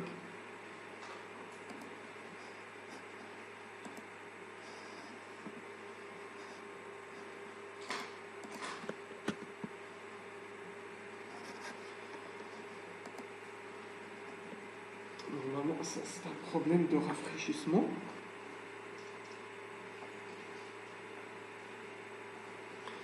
Donc ça c'est un lien. Normalement, je vais normalement modifier ça pour voir est-ce qu'il y a la fait ou non. Vous voyez donc il n'y a pas de lien. Voilà. Voilà, vous voyez donc ici donc le contexte est ajouté. Hein? Le contexte, donc là vous avez donc le slash test menu. D'accord? Sans passer par le CURL. Il faut, à chaque fois que vous déployez le serveur sur un autre contexte, donc il faut le changer manuellement. D'accord? Et donc là, croyez-moi, ce sera vraiment une tâche vraiment très délicate de changer tous les URL que vous avez sur votre site. D'accord? Donc, dès le départ, pensez à mettre toujours, lorsque vous créez donc un lien, pensez à mettre le C donc, de point URL. Donc on a vu... voilà, on a vu normalement l'ajout du contexte, on a vu la gestion des sessions, il vous reste donc l'encodage. Donc là pour l'encodage, donc là les paramètres passés, les paramètres passés par cette URL seront encodés.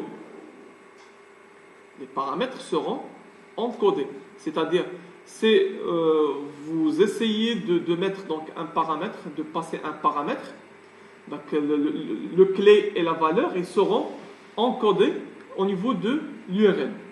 D'accord? Encodés par donc, le code HTML.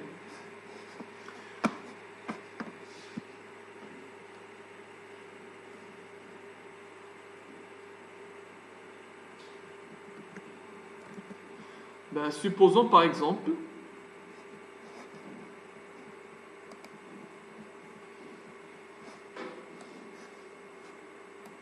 j'enlève ça.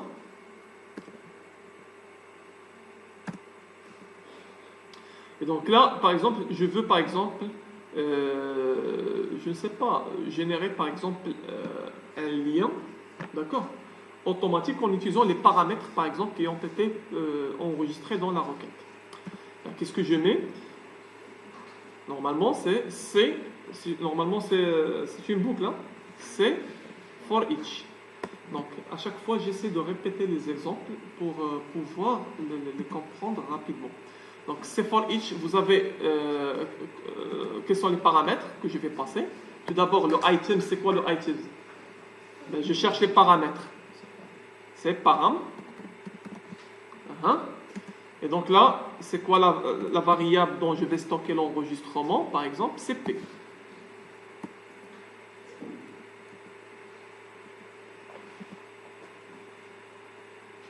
D'accord?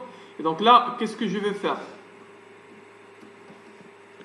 Qu'est-ce que je vais faire maintenant? Maintenant, j'ai une boucle, d'accord? Donc, dedans, vous avez donc... pardon, ici, donc, c'est les accolades.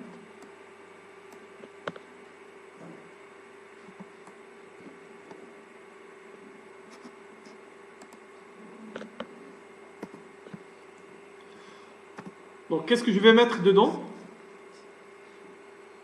Donc, ici, donc, vous avez... je vais générer l'URL. Hein? C'est C de point URL. Et dedans, qu'est-ce que j'ai? Par exemple, c'est value. Mais l'objectif, c'est quoi? Ici, qu'est-ce que je vais mettre ici dans value? Qu'est-ce que je vais mettre? Je vais chercher quoi?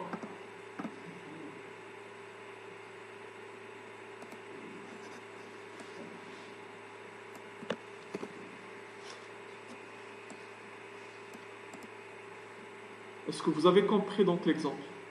Donc, je veux normalement générer une adresse URL, d'accord? À travers quoi? À travers les paramètres qui ont été passés dans la requête. D'accord? Des paramètres qui ont été passés dans la requête. Et donc là, les paramètres, c'est ça. D'accord? Et donc là, vous avez, donc là, je vais l'écrire à l'extérieur pour pouvoir comprendre les choses. Ben, c'est deux points URL. Value. Je mets ici, donc dans la valeur, par exemple, je veux m'amener vers menu.jsp, mais tout en passant les paramètres que vous avez donc dans la requête. Donc là, c'est menu.jsp. C'est ça donc l'URL.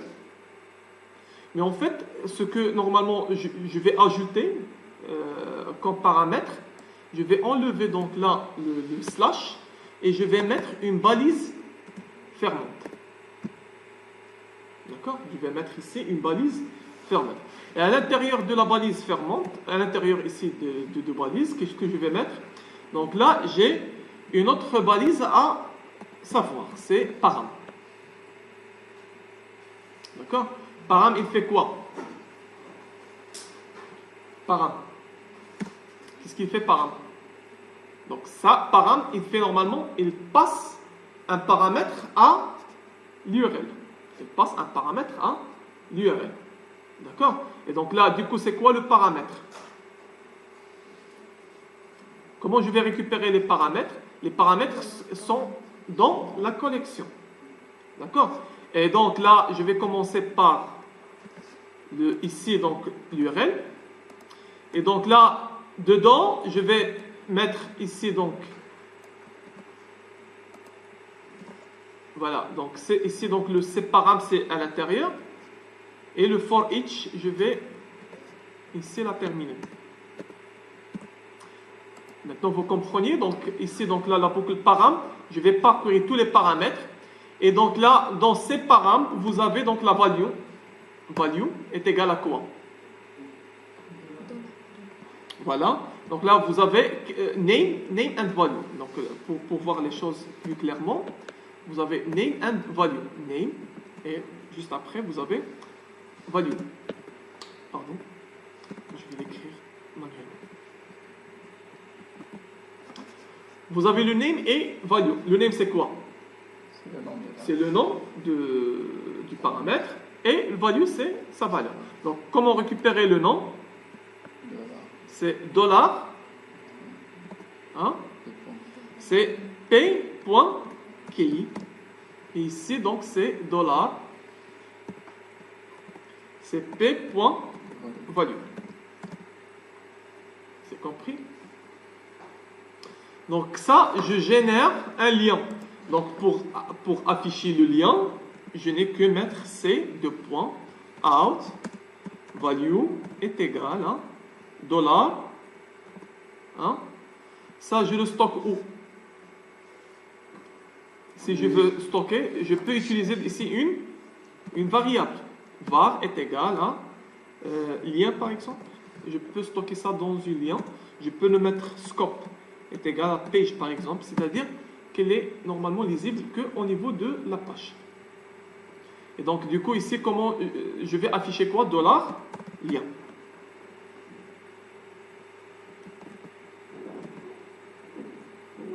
C'est bon? Dollar, lien. Et donc, je reviens sur l'exemple.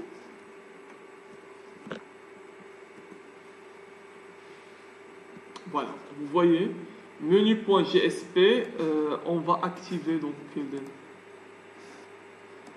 ça pour ne pas avoir ici l'ID de la session.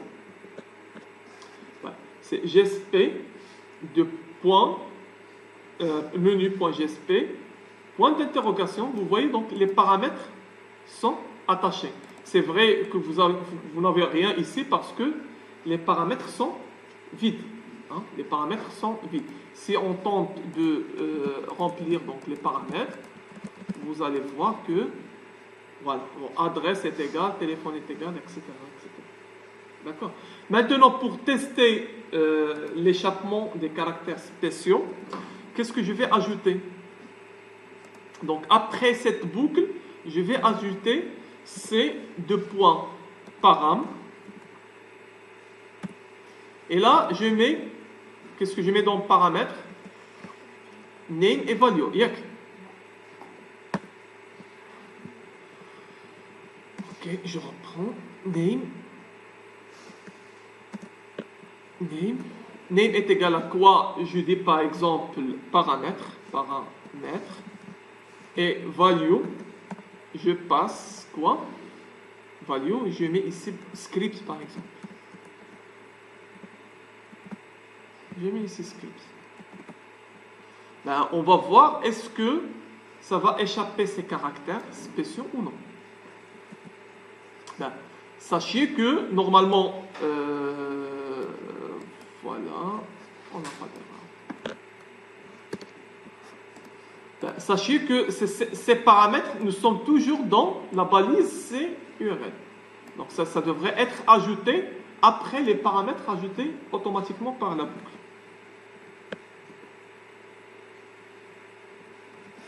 Ben, vous voyez, menu.gsp, adresse, et enfin, vous avez un paramètre, mais les caractères, vous voyez, les chevrons, c'est transformé en des caractères HTML.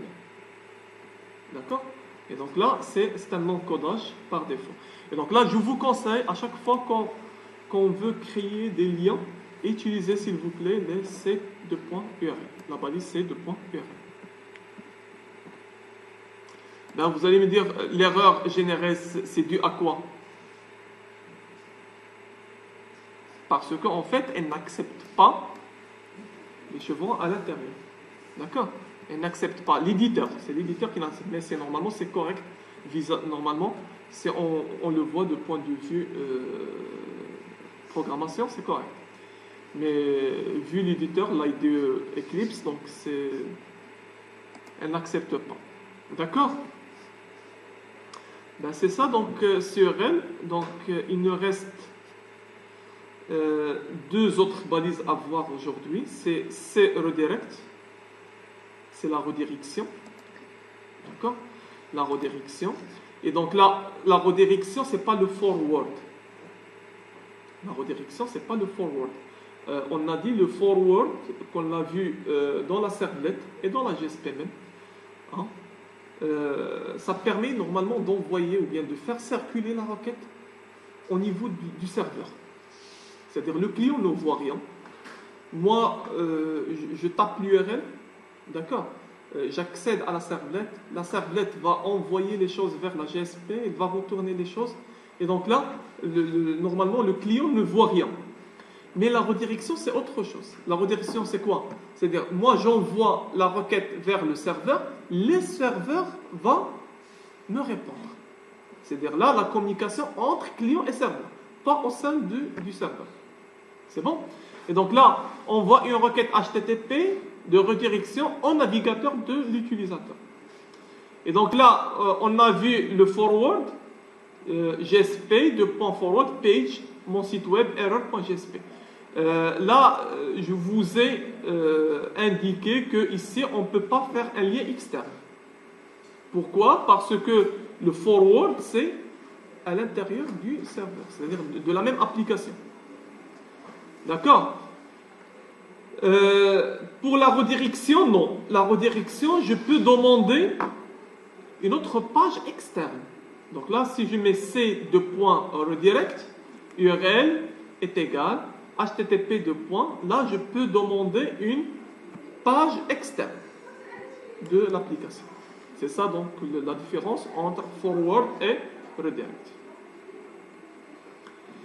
Eh bien, dans la redirection, je peux même ajouter les balises, plutôt les paramètres comme l'URL, D'accord? C de point redirect, vous avez l'URL est égal, voilà l'URL.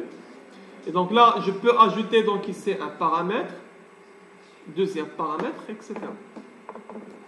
D'accord? Je peux envoyer des paramètres vers la page dont je veux me rediriger.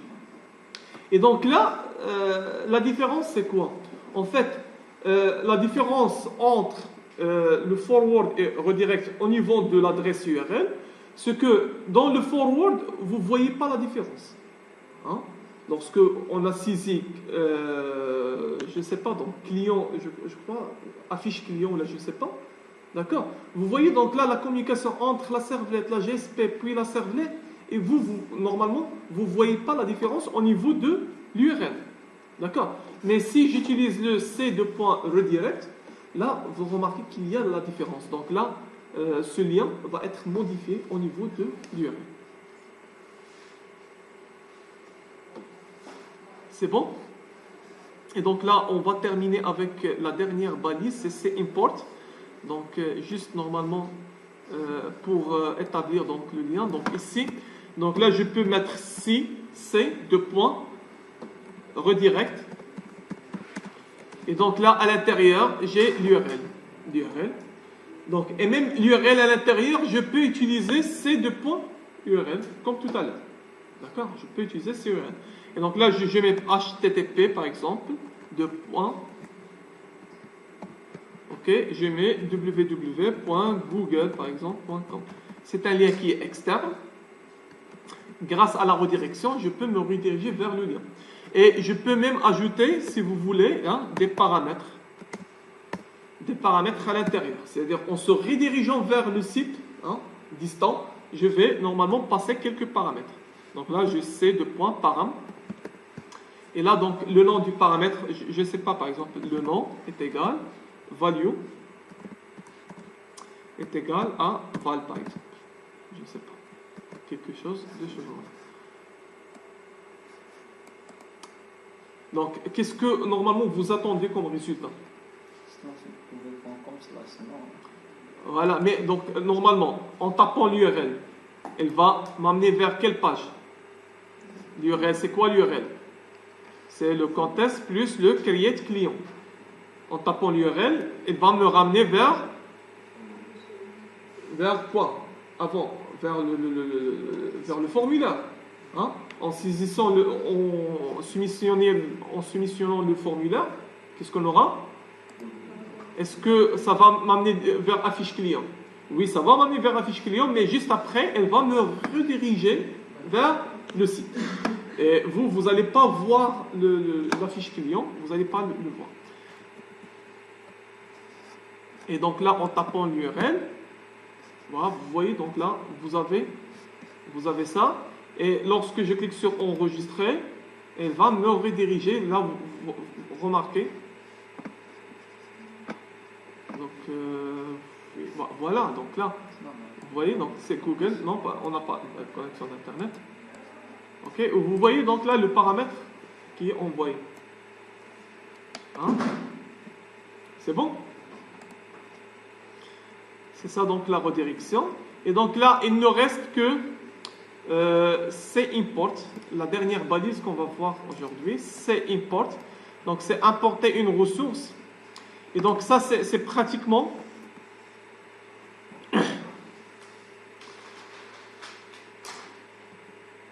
donc c'est importer des ressources. Donc ça permet d'importer une ressource selon l'URL.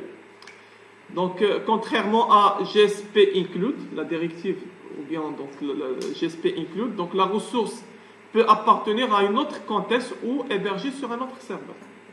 D'accord? Et donc là, avec le GSP include, oui, on a vu, donc ça permet de faire l'inclusion d'une manière dynamique d'une page dans une autre page, mais c'est toujours au sein du même serveur. C'est bon? Mais donc, avec le C import, je peux même importer depuis l'extérieur. C'est-à-dire, j'ai un fichier, par exemple, dans un serveur FTP, je peux l'importer. Voilà, donc, C import, par exemple, URL est égal à file.gsp. Ça va faire quoi? Ça va importer le fichier. C'est comme ici, GSP include. C'est la même chose. Sauf ici que je peux passer des paramètres. D'accord? Sauf ici que je peux passer des paramètres. Donc, importer un fichier de l'application, c'est pratiquement comme GSP include. Mais donc, on peut passer des paramètres. On va revenir sur cet exemple tout à l'heure. C'est import URL. Vous voyez FTP sur un autre serveur, un serveur externe. Et donc là, on va le stocker dans file. C'est-à-dire, on va récupérer le fichier, on va le stocker dans file. Hein? Et donc là, normalement, vous avez CURL value, vous avez donc là le fichier externe, ça, c'est un autre serveur. On va le stocker dans un fichier, et là, vous avez les paramètres. D'accord? Donc ça, c'est la même chose. Sauf qu'avec CImport, on a donc un attribut qui va me permettre de lire le fichier qu'on a stocké. C'est var reader. Et donc là, pour ça, c'est un fichier qui devrait être importé en XML. Et là, on va utiliser donc la bibliothèque XML dans GSTL. D'accord? Pour parcourir XML. Donc normalement, c'est le format standard d'échange des données. Ok? On peut tester déjà. On peut tester, par exemple. On peut déjà tester. Ok, j'enlève ça. Par exemple, on a ici donc le menu. On a utilisé donc le menu. Je cherche.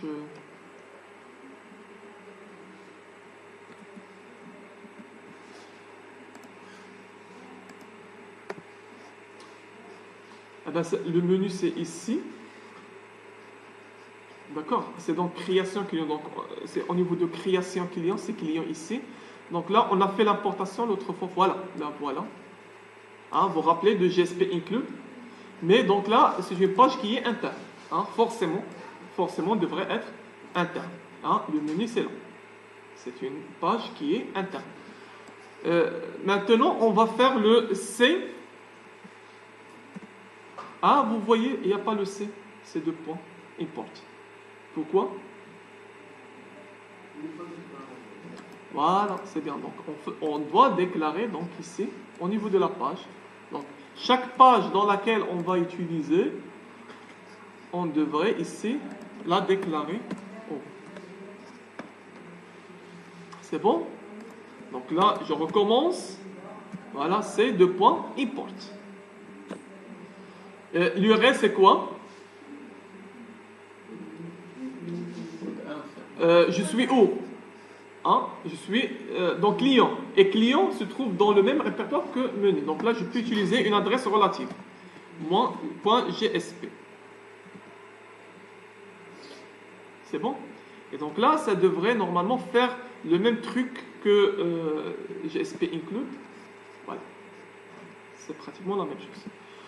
Sauf ici que je peux normalement, là juste, c'est que je peux normalement envoyer des paramètres. Donc ici, je peux mettre C, param.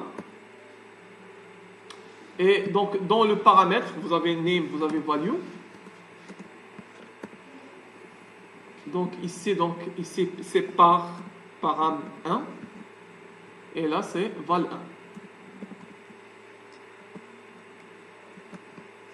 1. Hein? Mais là, qu'est-ce que je fais? En fait, je fais l'importation. Comment ça va servir ce paramètre-là? Comment va me servir ce paramètre-là que je vais envoyer?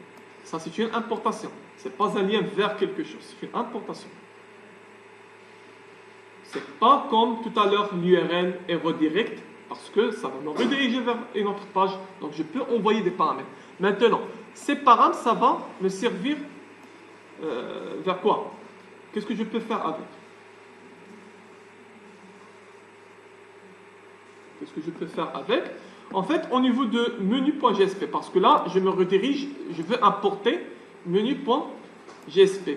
Et là, hein, voilà, donc au niveau, donc là, je vais créer un troisième bouton. Un troisième bouton. Et donc là, au niveau de href ici, bon, je ne vais pas modifier quelque chose, classe.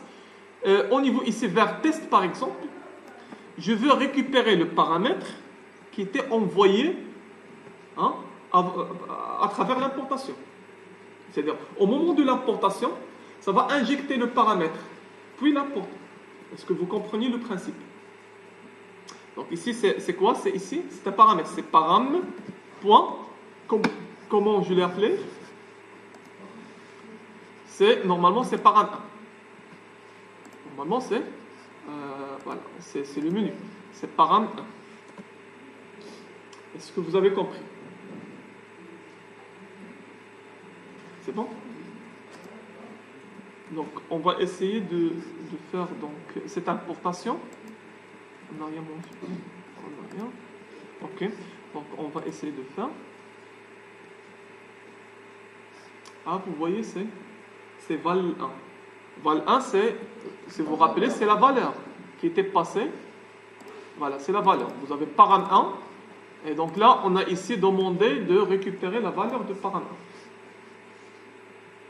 Vous comprenez? Et donc là, en important, je peux injecter quelques paramètres dedans. Donc si vous avez des paramètres à l'intérieur, je peux les injecter. Et ça va, normalement, ça va nous servir si, par exemple, je veux faire un menu, d'accord? Parce qu'au niveau du menu, chaque page est personnalisée. Donc je peux, par exemple, personnaliser le menu à l'intérieur de chaque page. Et donc là, ça peut être utile dans ce contexte. C'est bon? Il n'y a pas de questions? Donc s'il n'y a pas de questions, je m'arrête à ce stade-là.